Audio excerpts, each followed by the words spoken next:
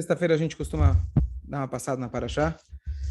Essa Paraxá, Paraxá Titró, a gente tem alguns destaques. Primeiro, a Paraxá que o sogro de Moshe Rabbeinu, ele aparece na história, ele faz parte não só da história do povo judeu, mas ele agrega a própria Torá. Depois nós temos nessa passagem também os 10 mandamentos. A primeira vez que Hashem se revela para todo o povo como um todo, se revela no Har Sinai, o momento mais importante de toda a nossa história, que quando Hashem escolheu a gente, tirou a gente do Egito, e ele se revela literalmente perante os 3 milhões de judeus que estavam lá presentes. Então, esses são os destaques principais dessa paraxá. Então, a primeira coisa é Itró. Vamos só rapidamente recapitular quem era Itró. Então, Moshe Rabbeinu, quando ele fugiu do Egito, ele acabou caindo em Midian, ele se casou com a Tzipora, que era filha do Papa da época. Ele era o homem que tinha um conhecimento profundo de todas as idolatrias que haviam, que na época não eram poucas, que tinha que ter um conhecimento. Imagina você assistir todos os filmes do Netflix, tem que saber tudo, tem que ter noção de todas as idolatrias possíveis, né? Hoje tem gente, os caras matam em uma noite, vem tudo. Ele já tinha assistido todas, conhecia tudo. E no momento que Moshe Rabbeinu tinha ido para o Egito, depois que Hashem falou para ele, vai lá, tira meu povo de lá, então ele estava indo com os filhos dele para um passeio no Cairo. Só que Aaron apareceu e falou, olha, estamos em guerra aqui, não é um lugar adequado você trazer crianças, né? Menores de 18 anos que não estão preparados, deixa eles em casa. Então Moshe Rabbeinu escutou o conselho do irmão mais velho. Então ele devolveu a esposa e os 2 filhos para a casa do sogro. Não sei o que era mais perigoso, ir para o Paró na casa do sogro, mas ele optou por deixar os filhos na casa do sogro. Você nunca sabe, né? Você deixa com os vovós, o que os avós vão fazer? Vão dar chocolate, não, vão levar a passear demais, não vão educar, mas faz parte. Então eles foram, a mãe e os 2 filhos, eles voltaram para a cidade de Midian. Então, depois que se passou mais de um ano, que demoraram as pragas e tudo, a saída do Egito, agora o Itró, ele vem se reencontrar, trazer a filha e os 2 netos para se encontrarem com Moshe Rabbeinu no meio do deserto. E assim começa a nossa paraxá, Vaishma Itró Cohen Midian. O Itró, que ele era o sacerdote de Midian, ele era a pessoa mais conhecedora de todas as idolatrias, ele aparece e vem até o povo de Israel, ele se converte e ele vem, como a gente vai ver na continuação, ele dá conselhos para Moshe Rabbeinu. Moshe Rabbeinu aplica esses conselhos e se estabelece o primeiro sistema judiciário na história, que foi com essa ideia que Itró ele propôs para o genro dele. Então, a primeira coisa que a Torá conta para a gente, vai Ishma Itró Cohen Midian. O Itró, ele era Cohen Midian, ele era uma pessoa na alto escalão lá na cidade, no país dele. Ele escutou tudo que Deus tinha feito com Moshe, com o povo de Israel, que ele tirou eles do Egito. Então, ele quis ver de perto. Sobre isso, o Talmud e o Rashi traz para a gente o que foi que mexeu com ele realmente para fazer ele vir até o povo de Israel. Então, o Talmud traz para a gente três opções. Uma, que ele escutou a guerra com Amalek, final da semana passada. Outra, ele escutou sobre, tem outra opinião que fala Matan Torá, tem dúvida quando foi exatamente, uma opinião diz que Matan Torá, e a terceira opinião foi a abertura do mar.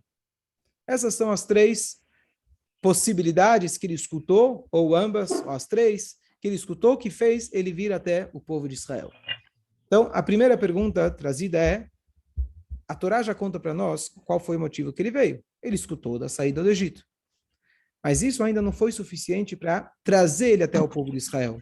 Muitas vezes, nós escutamos falar muitas coisas e nós nos tornamos torcedores. Você segue ele no Twitter, você segue ele no Instagram, e você fica seguindo ele no conforto da tua casa, você liga a televisão e assiste o que o cara fala.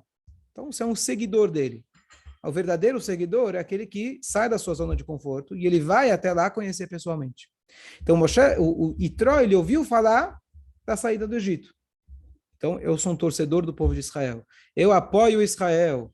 Perguntar para mim, eu sou contra os conflitos, contra o terrorismo, apoio Israel, sei o que eles fazem pelo mundo, tá ótimo. mas você continua na tua casa não fazendo nada.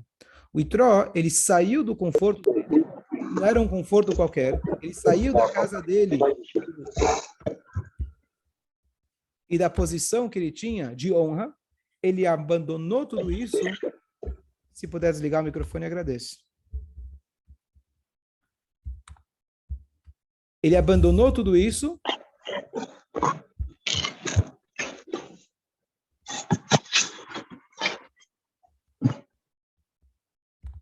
Pronto, quem quiser fazer uma pergunta, depois eu mutei todo mundo. Queria fazer outras situações na vida, a gente queria apertar o botão para calar, mas não funciona. Aqui funciona, pelo menos. Então, muitas vezes a gente escuta falar de coisas e a gente fala, eu gosto, eu apoio, mas você não sai do seu lugar. O Itró, a grandeza dele foi que ele saiu do lugar dele, abandonou o cargo importantíssimo que ele teve, inclusive ele perdeu o cargo dele, porque virou judeu. Quando virou judeu, esquece, vai virar judeu, você não vai ser mais importante, não vai ser mais ninguém. E ele então abandonou tudo isso para seguir o judaísmo, ir até o deserto, ficar lá por um tempo, até que ele voltou para a sua terra, já como agora um judeu convertido. Então, o que foi que motivou ele sair da sua zona de conforto? Deixar de ser um apoiador, um seguidor, e sim, alguém que realmente aderiu e se tornou um judeu verdadeiro. Então, sobre isso, nós temos três possibilidades. A primeira, ele ouviu da guerra de Amalek. E olha que interessante como essa mensagem ela é completamente contemporânea. A guerra de Amalek foi a primeira guerra que o povo teve que enfrentar depois que eles saíram do Egito. A princípio, quando eles saíram do Egito, todo mundo estava com medo, todo mundo estava espantado, como eles conseguiram vencer o maior império, ninguém conseguia sair do Egito, mas apareceu um povo, meio que do nada, sem interesse nenhum, a não ser acabar com o povo judeu. E mostrar para os outros povos que dá para mexer com o povo. E eles vieram no meio do deserto, vieram de longe para lutar contra o povo judeu. Qual era o interesse deles? Então, normalmente, as guerras têm um interesse. É inveja, é conquista de território, você quer os escravos, você quer o dinheiro, você tem um interesse. O interesse deles era um e único, acabar com o povo judeu. Esse era o interesse deles. E o Itró, ele observou e falou, o que tem no povo judeu que desperta tanto antissemitismo na linguagem mais atual? Não tinham terras, era um povo que estava nômade no deserto. Você sai da sua área de conforto, povo de Amalek, para simplesmente mexer com o leão. O povo de Israel estava com tudo. Você está se arriscando, você sabe do risco que você está. Por que você está se arriscando para ir contra um povo que agora está com toda a glória, com toda a força na mão? Você sabe que você vai perder. Então ele começou a pensar, poxa, se tem um ódio tão grande, inexplicável por esse povo, deve ser que eles têm algo dentro deles que também é inexplicável. Me oivai terrakmeni, diz o rei David, pelos meus inimigos, através dos meus inimigos eu me torno inteligente. Eu vejo a tática deles, eu vejo o que impulsiona eles, eu tento aplicar isso a meu favor. Então o Itró, ele falou, não basta eu ficar assistindo de longe esse povo. Eu posso aprender da cultura deles, posso até aprender a Torá, escutar shiurim de longe, ficar na minha casa, não preciso ir na sinagoga. Poderia. Mas quando ele... É só uma pequena dica, uma pequena deixa aqui. Mas ele falou, não.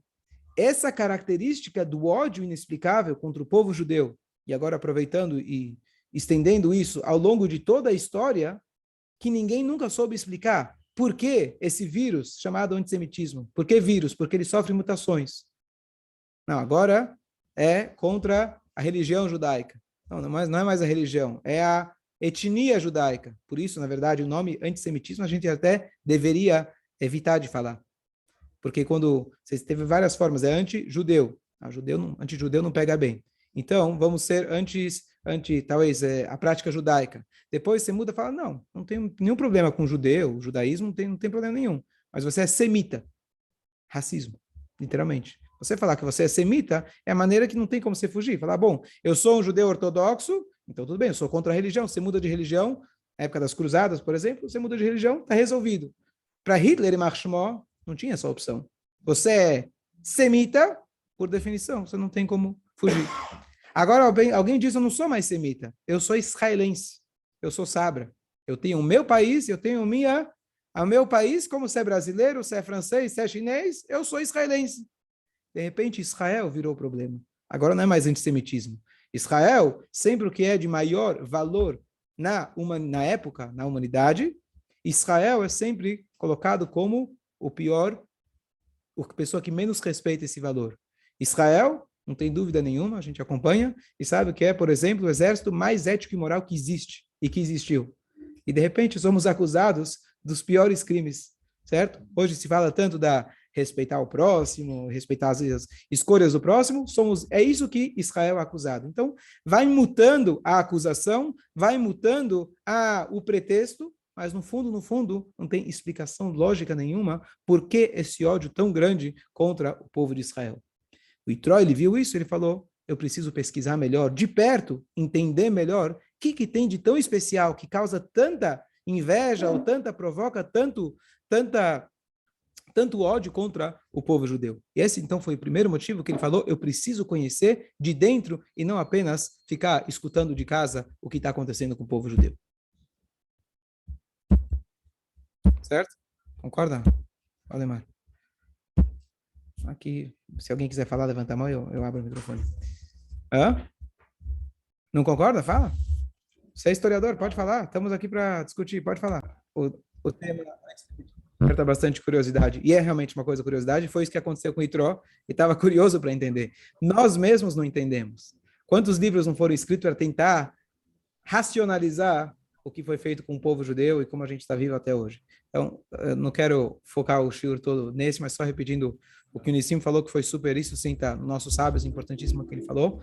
A mãe de Amalek, você lembrou os detalhes, você lembrava por cima, a chamada Timná, ela queria se converter ao judaísmo e ela foi rejeitada pelos nossos patriarcas. Então, ela foi lá e se casou com Esav, desculpa, se casou com Elifaz, filho de Esav, e teve o filho Amalek. E ela falou que quando eles saíssem de lá, é isso? Quando eles saíssem de lá, fica esperto lá para fazer a vingança com esse povo. Inclusive, acho que a conclusão é que eles deveriam talvez ter sido mais receptivos. Bem, mas essa é a história. Então, a origem do Amalek. O que estava sendo questionado aqui era que se realmente Amalek, como é possível que Amalek tem um ódio inexplicável? Sempre quando alguém sai do seu lugar, ele tem alguma coisa que impulsiona ele. Então, a gente estava vendo algumas coisas. O Marcelo trouxe um comentário interessante de um psicólogo americano. Qual o nome dele? Jordan Peterson. Só repetindo o que ele disse, mas basicamente ele faz uma análise do Hitler e que realmente o que ele queria no final de tudo, ou no início de tudo, era simplesmente matar os judeus. E o Zé, ele complementou de que Hashem, ele olhou na Torá e criou o mundo. Então, aquilo que está na Torá, por exemplo, o Amalek, ele vai se reproduzir também no mundo aí fora, que é os Amalek que existem. Não é à toa que a gente chama, fala que os nazistas eram descendentes de Amalek. Se são descendentes de sangue ou descendentes de, não sei se tem alma, né? Mas descendentes de, espiritualmente falando, isso está muito claro, que é um ódio inexplicável. Mas para nós, o mais importante de tudo, de toda essa conversa de antissemitismo, nós temos que ter muito claro para nós que um filme, um videozinho que eu recebi alguns anos atrás, vocês devem ter recebido também, que resume essa história do Itró e do povo judeu, qual que é a lição para nós, é de que tinham lá um jovem israelense, estava lá com a roupa da tzavá, e tinha um senhorzinho mais religioso. E aí o senhorzinho começa a perguntar para ele que horas vem o ônibus, e faz alguma pergunta, como vai, meu irmão? Ele fala, eu e você não temos nada em comum. Ele começa a falar, você é religioso, eu luto pelo meu país, você não vai para tzavá, e começou a mostrar todas as diferenças que eles têm. E aí o velhinho fala, olha, eu tive um professor que ele me explicou que você ainda é meu irmão. Não tenho nada com você. Quem foi seu professor? Ele falou, Hitler. Porque ele não soube diferenciar entre o judeu ortodoxo e o judeu não ortodoxo. Então é isso que a gente tem que ter muito claro. Independente qual é a motivação, qual não é a motivação, dos nossos inimigos a gente aprende. Foi isso que o Itró ele pensou. Dos nossos inimigos a gente tem que aprender que eles não fizeram diferença nenhuma. Eu vou fazer a diferença? Se Hitler e Marshimó, com tão mal que ele era, ele entendeu que um judeu e outro judeu são iguais, independente de qualquer atitude dele. Você tem um sangue judeu correndo em você, você é igual para mim. Então, será que a gente não pode aprender dele? E justamente, e essa ideia não é só em relação a Hitler ou dessa história, mas essa ideia vem justamente, está escrito em relação a um jejum que a gente teve pouco tempo atrás, que foi no dia Asará BTV, 10 de TV, está escrito Samach Melech Bavel, o rei da Babilônia, ele se aproximou de Jerusalém, ele foi lá e circundou Israel, o povo judeu, e ele aproximou, ele fez o cerco em Jerusalém, para depois acabar destruindo. O que acontece? A linguagem foi que ele aproximou, é porque ele veio dar uma alerta divina para o povo judeu. Gente, está na hora de vocês se aproximarem. Está na hora de vocês se unirem. Se o povo tivesse entendido a mensagem e aplicado aquela mensagem, Deus não teria destruído o templo. Mas ele aproximou, ou seja, ele foi lá e ameaçou o povo para que eles percebessem que eles deveriam se aproximar. Eles deveriam estar também num círculo, também deveriam estar todos iguais. Então, o resumo de toda essa história, a gente pode passar e discutir uma vida inteira por que será que o povo judeu é odiado. O que é importante para nós que esse é um fato histórico, infelizmente. Baruch Hashem, hoje vivemos uma época bem melhor, mas ainda é um fato que a gente deve estar extremamente ciente. E o que a CNN falou, o que os jornais falaram, o que aconteceu no Texas, ele foi tomar um café, por acaso era um lugar judaico, etc. A gente não compra isso. Isso na verdade, é um cúmplice do crime. Você dizer que não é antissemitismo, você não está querendo identificar o crime, você, na verdade, está possibilitando permitindo que mais coisas como essa aconteçam. Então, a prova para aquilo que se chama antissemitismo, de uma forma ou de outra, uma forma mais bonita de se dizer, com uma linguagem mais rebuscada, no fundo estão falando a mesma coisa, nós não temos respeito, nós não queremos o povo judeu. É isso. Então, a gente, quando escuta essas coisas, a gente tem que parar e meditar. Claro, temos que tomar as providências, nos proteger, como Baruch Hashem tem aquele soldado do exército na história que ele está entregando sua vida, a gente tem que dar o máximo de respeito para eles e agradecer eles, e quem puder ajudar de qualquer forma, tem que ajudar a nos proteger, mas ao mesmo tempo, o que a gente tem que levar para casa, o que a gente tem que levar para nós é saber que eu não posso fazer a diferença entre um judeu e outro. Porque se os nossos inimigos souberam enxergar que não tem diferença, quem sou eu para encontrar essas diferenças? Então esse é o ponto, foi isso que, resumindo, era isso que Tró estava curioso. Até aí você concorda, Zé? Ou não? Não? Falei, é bom? Vamos só continuar. Segundo ponto. A segunda opção que talvez impulsionou o Itró sair da sua casa e vir até o povo judeu é que ele ouviu o Matan Torá. O Matan Torá é o oposto, é o outro lado da moeda do antissemitismo, daquele ódio pelos judeus. Por um lado, ele escutou o ódio contra os judeus inexplicável. Por outro lado, ele escuta falar que tem um Deus, Deus único, que ele aparece para todo o povo, conforme a opinião que ele veio depois da Torá, tem duas opiniões. Ele aparece e se revela para todo o povo, e ele eleva eles para um nível de ética e moral também completamente sem nenhum precedente na história. Com vários historiadores, inclusive tem um livro, não lembro agora o nome, americano, que ele faz todo o paralelismo que tem entre os patriarcas americanos que fundaram os Estados Unidos e as leis de ética e moral, como tudo isso foi baseado diretamente no Velho Testamento, não é velho, é mais atual do que nunca, na Torá. Então, fomos os primeiros que tivemos esses valores ao longo de toda a história, valor de educação, valor de moral, valor de ética, e nessa própria paraxá, estabelecer a corte, a justiça, a lei, colocar ninguém está acima da lei, isso foi o povo judeu. Hashem demonstrou um amor, deu um privilégio especial para esse povo de compartilhar a sua sabedoria infinita com um povo que era um povo escravo, que um povo simplesmente acabou de sair. O que tem nesse povo que Deus decidiu escolher eles? O que tem? Qual presente Deus decidiu dar para eles? Eu preciso conhecer de perto. Esse, então, é o outro lado da moeda, que ele viu, por um lado, o ódio dos inimigos, por outro lado, o privilégio que eles tiveram de receber a Torá. E, por último, que também é mais uma característica do povo judeu, ele viu a abertura do mar. A abertura do mar é o maior símbolo de Deus quebrar as leis da natureza. Quando os nossos sábios querem dar um exemplo para a gente de uma mudança radical, de uma quebra das leis, então eles dão um exemplo, o paralelo é sempre tão difícil como a abertura do mar. Qual que é o exemplo para isso? O que é tão difícil como a abertura do mar? Casamento.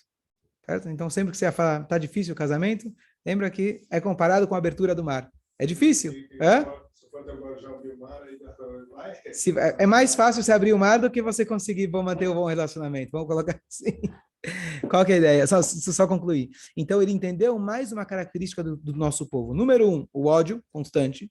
Por outro lado, o amor constante que Hashem demonstrou para a gente ao longo das gerações. E terceiro, que a nossa existência é milagrosa. O símbolo do mar, o mar era apenas um símbolo que mostrou para ele que a nossa existência é milagrosa. Se a gente sempre repete isso, o maior milagre da história, quando você quer provar para alguém que Deus existe, além de você olhar qualquer coisa na natureza, mas além disso, se você olha para o povo judeu, se você fosse comparar com um animal que ele está em número pequeno, ele quer ser devorado por outros animais. Até hoje, Israel, você tem 500 vezes maior de países árabes em volta de Israel. Todos são predadores. Ele se reproduz com não em tanta quantidade. Ele nunca, a maioria do tempo, nunca teve um habitat próprio. Qual é a chance desse animal continuar existindo? Ou ele vai entrar em extinção? E a gente vê realmente que Baruch Hashem estamos aqui até hoje. Então, entre outros milagres, além dos milagres históricos básicos, mas a nossa própria existência é um milagre. Então ele falou, preciso sair da minha zona de conforto e me juntar com esse povo. E só concluir o pensamento com a pergunta do Mordecai, por que a Torá, então, não foi dada até que Yitro viesse? Eu falei que tem duas opiniões, se ele veio antes da Torá ou depois da Torá. Ou ele escutou falar da Torá, ou ele veio da outorga da Torá, ou ele veio antes. Então, conforme a opinião, vamos chamar assim, talvez mais aceita, de que ele veio antes da Torá ter sido dada, e ele deu uma ideia para Moshe, que foi colocar esse sistema legal, de maneira organizada, para que Moshe Rabbeinu tivesse mais um tempo, que o povo não precisava se esperar tanto, e etc. A Torá foi dada apenas depois que ele veio. E o nome dele, Yitro, inclusive o nome da Parashá, significa Yoter em hebraico, é mais, agregar, porque ele agregou para a Parashá. O que ele agregou para a Parashá? Então, em explicação simples, ele deu essa ideia de colocar o sistema funcionando. Mas o que ele realmente colocou, ele acrescentou para a Torá duas explicações. Uma, que ele chega e fala, agora eu sei que Deus é maior do que todos os deuses. Porque estamos falando de alguém que conheceu todo o resto, e ele vem e fala, agora eu chego e consigo enxergar que Deus é maior de todos. O que significa Deus é maior de todos? Bom, esse é o único Deus verdadeiro. Todo o resto era besteira, era paganismo. Mas no sentido mais profundo, olha que interessante. Mikola Elohim, não é? Ele é maior de todos. De todos significa extraindo de todos, ele é maior de todos eles. O que eu quero dizer? O judaísmo mostra para a gente, não, nós somos a religião da verdade, todos têm que aceitar o judaísmo, e enquanto se você não virar judeu, você vai ter o inferno. Isso a gente não acredita nisso. Não só isso, nós acreditamos que cada linha de pensamento tem o seu ponto verdadeiro. Cada religião, não sei se todas, mas muitas delas têm seus valores, têm seus pontos verdadeiros. Cada visão de vida, não só religiões, mas cada visão de vida que as pessoas foram seguindo ao longo das gerações, vão pegar comunismo. A gente sabe o lado ruim, mas existe um pensamento que pode ser aplicado em determinadas situações, como a gente acabou de falar, né? Que todo judeu tem seu ponto em comum, por exemplo. Então, cada linha, o Yitro, não somente que ele conseguiu fala, Deus é maior de todos. Eu não precisava do Yitro para me dizer que Deus é maior de todos. Eu acabei de atravessar o mar, acabei de sair do Egito. Eu preciso de você me chegar e me falar, olha, teu Deus é bom. O mundo inteiro estava concordando que teu Deus é bom. Todo mundo calou a boca, viu que Deus era maior. Ele mostrou que é Mikol Elohim. Ele conseguiu entender, iluminar, entender que todos aqueles conhecimentos prévios, ele conseguiu filtrar e agregar esse conhecimento à própria Torá. Um exemplo clássico disso, o Rambam, o Maimônides, era um astrônomo. O conhecimento dele de astronomia, que o Israel Gadesco mandou para mim essa semana um vídeo, que a precisão que os nossos sábios eles trazem para a gente, desde a Gemara, desde a Mishnah, Rabban Gamliel, a precisão que ele fala do tamanho, do quanto tempo demora, um mês, por exemplo, 28 dias, e quantos segundos, quantos milésimos, é algo que a NASA só chegou perto quando eles deixaram aquele espelho na Lua e com aquela precisão absoluta da laser e etc., eles chegaram na precisão muito próxima daquilo que Rabban Gamliel ele falou. Só um detalhe, o Rambam, quando ele faz as contas, ele fala, a minha conta não é exata, porque essas diferenças pequenas, por favor, não levem em consideração, porque ela não vai ter um efeito que vai mudar na nossa conta. Então, se o Rabban Gamliel falou, não está exato como a NASA, ou a NASA não chegou, ou que, como eu falei, ele ele coloca bem claramente que ele não está, o propósito dele não é chegar no número preciso e exato, e sim o efeito do resultado, ou é importante saber esse número aproximado, que não é aproximado, estamos falando aqui de uma precisão absurda que só hoje em dia, com toda a tecnologia, 2000 anos depois, chegaram perto disso. Então, o Rambam, voltando, com seu conhecimento de astronomia, ele pôde agregar para a própria Torá. Ele usou esse conhecimento para que ficasse mais fácil, e ele traz no livro dele, por exemplo, os cálculos de como saber quando que é o Rosh Chodesh. Às vezes, ele mesmo, com a medicina, conhecimento da medicina dele, para aquele momento, foi importante, ele agregou isso ao povo judeu. Todos os conhecimentos, eles podem agregar para o povo judeu. Eu concluí com uma história que isso ilustra muito bem o ponto que eu estou querendo dizer, e a história é a seguinte, o Rabino Jonathan Sacks, famoso, falecido, infelizmente, pouco tempo atrás, ele, quando começou a sua busca, ele era um jovem muito curioso, a gente vê um gênio sempre buscando, então ele pegou um Greyhound bus, pegou um ônibus da Greyhound, da linha americana, e ele foi passar por todos os Estados Unidos, ele queria fazer perguntas para todos os grandes pensadores da época, de todas as linhas, judeus, etc., e fazer as grandes perguntas da vida, a Deus, o Holocausto, o povo judeu, e etc. E ele acabou chegando no Rebbe de Lubavitch. A história é conhecida, famosa, o Rebbe foi o primeiro a dizer para ele, e depois que o Rebbe respondeu todas as perguntas dele de forma brilhante, ele estava pronto para ir embora. E aí o Rebbe fala, e o que você está fazendo pelos judeus em Cambridge? Ele falou, foi a primeira vez que um rabino, ele me perguntou, eu estava perguntando para o rabino, eu estava pronto para ir embora. E aí ele respondeu como um bom inglês, sem saber o que dizer exatamente, well, in the situation where I find myself, tentando elaborar alguma resposta na situação que eu me encontro. O Rebbe falou, um judeu não se encontra numa situação, o judeu se coloca numa situação. E esse foi o ponto de virada para ele. Ele entendeu? E o Rebbe falou, eu enxergo você como um líder e você tem que aproximar os judeus de lá. E de lá ele mudou os caminhos dele radicalmente, entendeu que ele era judeu, que ele precisava adotar esses caminhos e chegou a ser quem ele é.